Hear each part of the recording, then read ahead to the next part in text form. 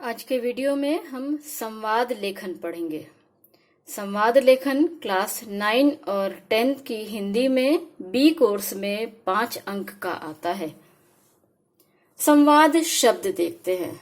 सम जमा वाद। सम का अर्थ होता है साथ में, वाद का अर्थ होता है बातचीत करना। तो सम जमा वाद, इसका मतलब क्या हुआ? किसी के साथ बातचीत या वार्तालाप को कलमबद्ध करना संवाद लेखन कहलाता है। कलमबद्ध करना मतलब हमारी जो बातचीत है, वार्तालाप शब्द भी 2 शब्दों से मिलकर बना है, वार्ता जमा आलाप। किसी के साथ की गई जो हमारी बातचीत है, जो वर्बली हो रही है, मौखिक रूप से हो रही है, उसको जब हम कलमबद्ध करते हैं, उसको जब हम लिख लेते हैं, तब वह संवाद लेखन, वह कला कहलाती है। 5 अंक का दिया जाता है। लिखना बड़ा सरल है। यदि नियमों के अनुसार और निर्देशों के अनुसार लिखा जाए तो बच्चों को अवश्य ही पूरे 5 अंक प्राप्त होते हैं। लेकिन ये ध्यान रखना होता है आपको कि जिस प्रकार से आपके अध्यापक ने आपको निर्देश दिए हैं, सिखाया है, आप उसी के अनुसार लिखिए, तभी आपको पूरे अंक प्राप्त होते हैं। मैं भी आपको कुछ चीजें बताती हूँ जिससे आपको याद रहेगा कि संवाद लिखते समय क्या क्या ध्यान रखना चाहिए। संवाद लेखन में याद रखने योग्य बातें क्या क्या होती हैं? संवाद लेखन आप करेंगे अपने एग्जाम में 9th और 10th के बच्चे, तो आपको क्या क्या चीजें इसमें ध्यान रखनी चाहिए। देखिए, सबसे पहली बात होती है संवाद ना तो बहुत छोटे हों और ना बहुत बड़े हों। कुछ बच्चे किस प्रकार से लिखते हैं छोटे संवाद को?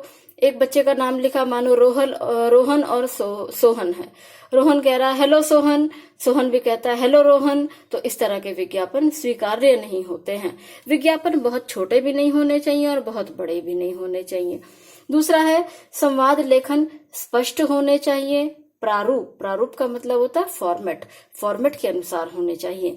जैसे आपके अध्यापक सिखाते हैं या आगे मैं आपको एग्जाम्पल के द्वारा सिखाऊंगी, उदाहरण के द्वारा सिखाऊंगी, तो आपको ध्यान रखना है कि स्पष्टता होनी चाहिए संवादों में, क्योंकि जो शब्द सीमा है वो लिमिटेड है। आप 2-3 पेज का विज्ञापन तो नहीं लिख 2-3 पेज का संवाद तो नहीं लिख सकते हैं। आपको कम से कम शब्दों में स्पष्टता के साथ अपनी पूरी बात को व्यक्त करना है, तो स्पष्टता होनी चाहिए और प्रारूप के अनुसार होना चाहिए। संवाद लेखन में रोचकता होनी चाहिए। किसी की बातचीत में जब हमें इंटरेस्ट आने लगता है, तभी हम सुनते हैं, तभी हम पढ़ते हैं। वो रोचकता जो हमारी रुचि को जागृत कर दे, वो रोचकता अवश्य होनी चाहिए। सबसे महत्वपूर्ण बात है उचित विराम चिन्हों का प्रयोग होना चाहिए। बातचीत करते समय हमारी भाषा में उतार चढ़ाव आते हैं। हम कहीं रुकते हैं, कहीं बहुत तेज बोलते हैं, कहीं जोर से बोलते हैं, कहीं धीमे बोलते हैं, कहीं थके से बोलते हैं, तो कहीं खुशी के साथ बोलते हैं। तो ये जो सब चीजें दर्शाते हैं, ये विराम चिन्ह दर्शाते हैं। तो उचित विराम चिन्हों का प्रयोग हो जो वक्ता के, बोलने वाले के भावों के अनुसार हो। भाषा में स्वाभाविकता, नेचुरल होनी चाहिए भाषा। बनावटी भाषा का प्रयोग नहीं होना चाहिए। यदि कोई आपके सामने बोलते हुए बड़ी ओवर एक्टिंग करते हुए बोलता है, तो आप उसे बड़ी अजीब सी नजरों से देखते हैं और उसके प्रति बड़ी अलग सी भावना बना लेते हैं कि ये आर्टिफिशियल है, बनावटी है, ये इसमें स्वाभाविकता नहीं है। तो भाषा में आपके जैसी बातचीत होती है वैसी स्वाभाविकता होनी चाहिए। मौलिकता का मतलब है ओरिजिनलिटी, बिल्कुल मूल रूप में होना चाहिए। बातचीत जैसी हमारी होती है, 2 दोस्त मिलते हैं, माँ या पुत्र बात करते हैं, तो ये जो बातचीत होती है जिस प्रकार से होती है, स्वाभाविक रूप से, मूल रूप से, तो उसी रूप में हमें दिखानी चाहिए। पात्रों के मनोभावों को कोष्ठक में लिखना चाहिए। कोष्ठक का मतलब होता है ब्रैकेट। जो मनोभाव होते हैं, जैसे हंसते हुए, वह प्रवेश करता है हंसते हुए। हंसते हुए जो है उसे आप हंसता हुआ दिखा तो सकते नहीं है, तो उसके भाव को कैसे दिखाएंगे? आप उसे कोष्ठक में दिखाएंगे। कोई जोर से चीखा बातचीत करते हुए, चीखते हुए, तो ये जो चीखते हुए शब्द है, इसको आप ब्रैकेट में दिखाएंगे, इसको आप कोष्ठक में दिखाएंगे। उसके बाद आगे चलते हैं। संवाद लेखन का मैंने एक उदाहरण लिखा है, देखिए कैसा होता है। कुछ चीजें मैं आपको स्पष्ट करूंगी, आपको उन चीजों का ध्यान रखना है, और मैं बताती हूँ आपको कि अगर आप इन चीजों का ध्यान रखे करेंगे तो आपके अंक अवश्य ही पूरे आएंगे, 5 अंक पूरे आएंगे। तो एक तो आपको क्या करना है, स्पेलिंग मिस्टेक नहीं करनी है, वर्तनी में अशुद्धि नहीं होनी चाहिए। जहां वर्तनी में अशुद्धि होती है वहां टीचर सर्कल लगाती चलती है और उसके नंबर काट देती है, आधा नंबर कट जाता है, एक नंबर कट जाता है। यहाँ पर देखेंगे 2 मित्रों का संवाद लिखा है, विषय मैंने दिया है प्रश्न, बढ़ती महंगाई को लेकर 2 मित्रों के बीच का संवाद लिखो। 2 मित्र हैं जो बढ़ती महंगाई को लेकर चिंता कर रहे हैं, बातचीत कर रहे हैं, उनकी बातचीत को हमने संवाद के रूप में, डायलॉग्स के रूप में लिखा है। इसमें एक तो विराम चिन्ह बहुत महत्वपूर्ण होते हैं। एक इस विराम चिन्ह का आप प्रयोग कर सकते हैं, आगे बताऊंगी मैं। आप 3 प्रकार के विराम चिन्ह हैं, विशेष रूप से 2 ही है जिनका हमें प्रयोग करना चाहिए। एक तो ये उपविराम का जो चिन्ह है इसको करते हैं, कैरेक्टर का नाम लिखा, उसके बाद विराम चिन्ह लगाया। मैंने बिल्कुल चिपका कर नहीं लिखा है, कैरेक्टर का नाम यहाँ लिख दिया, उसके बाद थोड़ा सा गैप छोड़ दिया है, उसके बाद विराम चिन्ह लगा दिया, उसके बाद लगभग आधे इंच का गैप छोड़ा है, 1 फिंगर का गैप छोड़ा है, और उसके बाद जो डायलॉग है वो लिखना शुरू कर दिया। डायलॉग्स के लिए ये वाला हिस्सा होता है, इससे बाहर नहीं जाएंगे आप। जैसे मेरी लाइन यहाँ खत्म हो गई तो मैं इसके बाद यहाँ आ गई, मैं यहाँ नहीं पहुंची हूँ। अरे भाई, विराम चिन्हों का प्रयोग है, संबोधन है तो संबोधन का चिन्ह यहाँ लगा दिया। अरे भाई, इतने परेशान क्यों दिख रहे हो, पहला मित्र पूछ रहा है, तो प्रश्न पूछा है तो इसलिए क्वेश्चन मार्क यहाँ लगा है। अब मैं आपको बता रही थी कि फॉर्मेट क्या होता है। फॉर्मेट देखिए, क्लियर दिखना चाहिए, ये जो पात्र है ये एक और लिखे दिखने चाहिए, उसके विराम चिन्ह एक सीध में दिखने चाहिए और डायलॉग्स एक सीध में दिखने चाहिए। मेरा वाक्य था, अरे भाई इतने परेशान क्यों दिख रहे हो, दिख रहे हो मेरा इस लाइन में नहीं आया था, तो कुछ बच्चे इस वाक्य को यहाँ लिख देते हैं, वो गलत हो जाता है, फॉर्मेट में नहीं होता है। अगर आपको अच्छा संवाद लिखना है, अच्छा डायलॉग लिखना है, तो इसका एरिया कहते हैं ना, अपनी अपनी सीमा में रहो। तो इसकी सीमा ये है, इसको इसकी सीमा में रखो, इसको इसकी सीमा में रखो, तभी वो सुंदर भी दिखाई देगा। जब हम सीमाओं में रहते हैं तब पूरे नियंत्रण में रहते हैं, अच्छे लगते हैं। तो ये भी जब तक सीमा में है तभी तक अच्छा भी लग रहा है। अगर ये अपना रूप बिगाड़ कर इधर भाग जाएगा तो इसका प्रारूप खराब हो जाएगा, फॉर्मेट खराब हो जाएगा और आपके नंबर कट जाएंगे। तो सबसे महत्वपूर्ण बात देखिए, मैंने एक ही लाइन में आपको 3-4 बातें बताई हैं। सबसे पहले तो कैरेक्टर का नाम यहाँ लिखेंगे, उसके बाद थोड़ा सा गैप छोड़ देंगे, विराम चिन्ह लगाएंगे, विराम चिन्ह के बाद 1 फिंगर गैप छोड़ देंगे, उसके बाद डायलॉग लिखेंगे। और डायलॉग जैसे हमने विशेषता में पढ़ा था, ना बहुत बड़ा होना चाहिए ना बहुत छोटा होना चाहिए। तो एक मीडियम साइज का ये डायलॉग है, बहुत छोटा भी नहीं है। हेलो भाई, अगर मैं ऐसा ही लिखती तो बहुत छोटा हो जाता, लेकिन इसके बाद उसका डायलॉग भी लिख दिया गया है, तो इसलिए ये सही आकार है। दूसरा मित्र, क्या बताऊं, इस महंगाई ने तो कमर ही तोड़ रखी है, घर का बजट ही बिगाड़ कर रख दिया है। अपनी बात कर रहे हैं दोनों मित्र, इसने प्रश्न पूछा, ये जवाब दे रहा है। पहला मित्र फिर सही कहता है, सही कहा तुमने, मैं भी इस बात से बहुत परेशान हूँ, हर चीज के दाम आसमान छूते जा रहे हैं। देखिए, बातचीत में जो है स्वाभाविकता बनी रहनी चाहिए।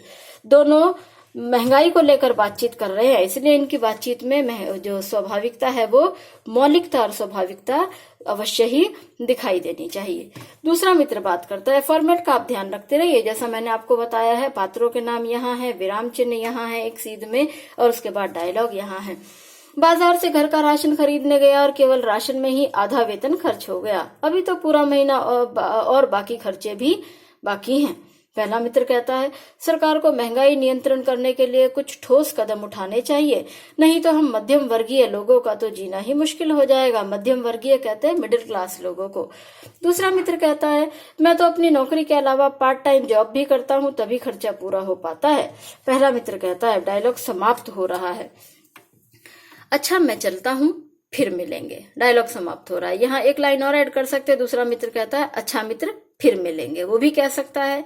मुझे इसी पेज में खत्म करना था, इसलिए मैंने यहीं पर खत्म कर दिया। तो कुछ महत्वपूर्ण चीजें फिर से एक बार इसका रूप देख लीजिए आप, किस प्रकार का इसका रूप है संवाद का। ये सब एक लाइन में लिखे दिख रहे हैं, विराम चिन्ह एक लाइन में दिख रहे हैं और डायलॉग एक लाइन में दिख रहे हैं।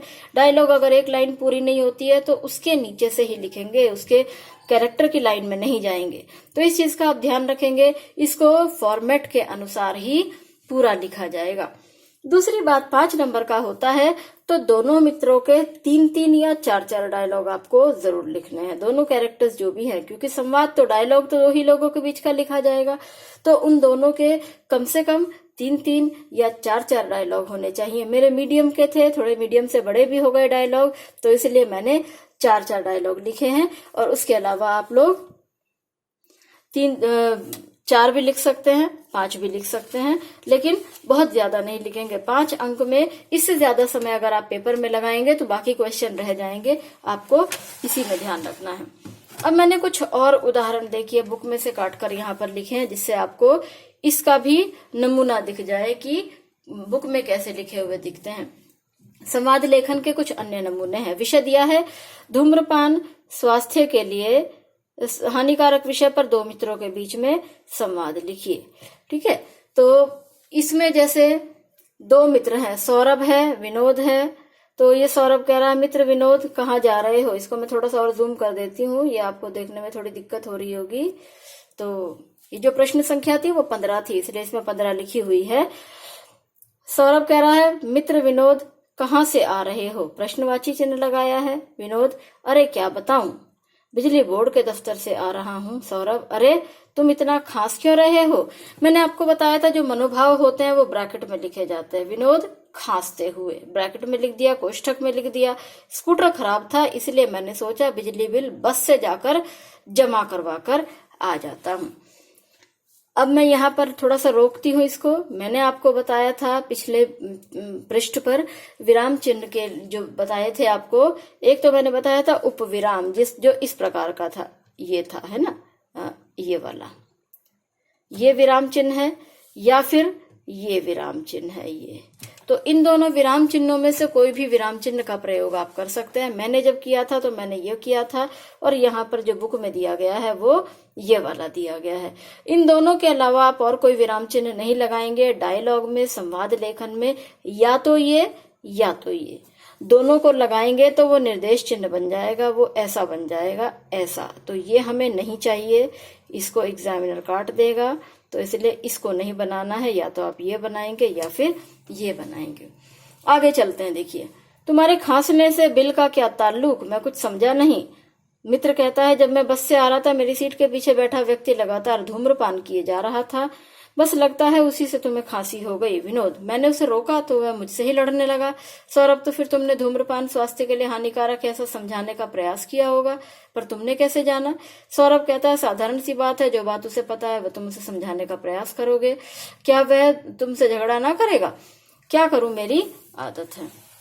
दूसरा विज्ञापन देखते हैं। ये उदाहरण संख्या 13 थी।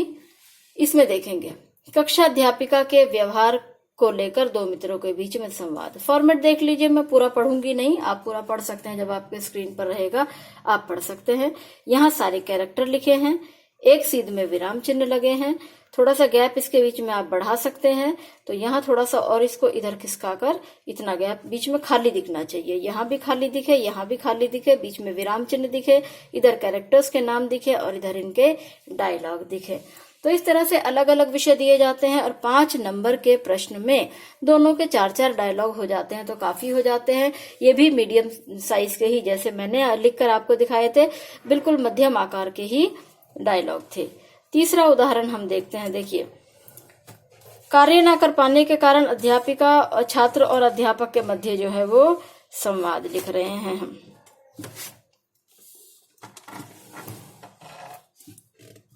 ये प्रश्न संख्या 14 थी, तो इसको भी आप देख सकते हैं। कार्य किया नहीं है बच्चे ने, तो छात्र और अध्यापक के बीच का जो संवाद है।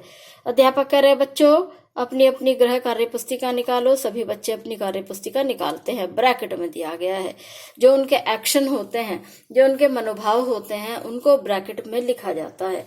तो इस प्रकार से आप ध्यान रखेंगे फॉर्मेट का। तीनों को फिर से देख लीजिए आप किस तरह से इसका फॉर्मेट है, तो इनको आप देख सकते हैं। तो इस प्रकार से आप भी सुंदर सा, ये सुंदर लग रहे हैं देखने में, इसी प्रकार से आप भी सुंदर सा विज्ञापन सुंदर सा संवाद लेखन लिखेंगे तो आपको भी अवश्य ही अच्छे अंक प्राप्त होंगे। विशेषताओं का ध्यान रखिए, क्या क्या पूछा गया है, और उसके बाद आप इसके फॉर्मेट का ध्यान रखिए। जो मैंने लिखकर दिखाया है उसको भी एक बार आप और देख सकते हैं। क्लियर होना चाहिए, स्पष्टता होनी चाहिए, कंटिन्यूटी होनी चाहिए, है ना। लगातार बातें एक के बाद एक जो आपके मन में आ रही हैं वही बातें इसमें भी अवश्य दिखाई देनी चाहिए। तो उम्मीद करती हूँ आप लोगों को ये विषय समझ आया होगा। संवाद लेखन आप अभ्यास कीजिए, बहुत सारे विषय आपको ग्रामर की बुक में मिल जाते हैं, या ऐसे ही आप अपने मन से सोचकर कुछ विषय ले लीजिए और उनका आप अभ्यास कीजिए।